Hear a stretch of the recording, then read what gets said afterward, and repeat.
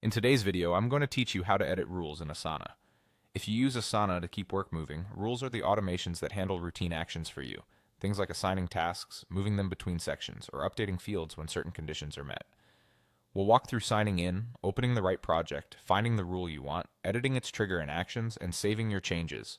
Start by heading to Asana's login page in your browser. Choose Continue with Google and select your Google account to sign in. If your organization uses a different login method, like email or single sign-on, use the option you normally use. The key is to get into the workspace where your project lives. Once you're in Asana, open the project that contains the rule you want to change. From the project view, look toward the top right and click Customize.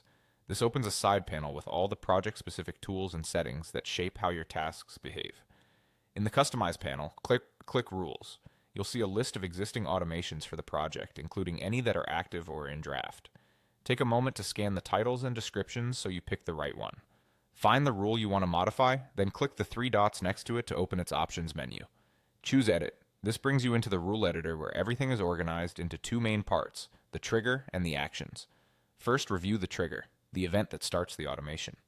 You might see triggers like when a task is added to this project, when it's moved to a specific section, when a custom field changes, or when a due date is approaching.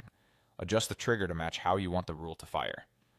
Next, review the actions, the steps Asana will take automatically. Common actions include assigning the task to a teammate, setting or shifting a due date, adding a comment, moving the task to a section, updating a custom field, or adding the task to another project. Add, remove, or reorder actions as needed. As you edit, keep an eye out for overlapping rules that could conflict or create loops, and make sure the rule reflects your current workflow, not an older process. When your updates look correct, click Save in the upper corner to confirm your changes.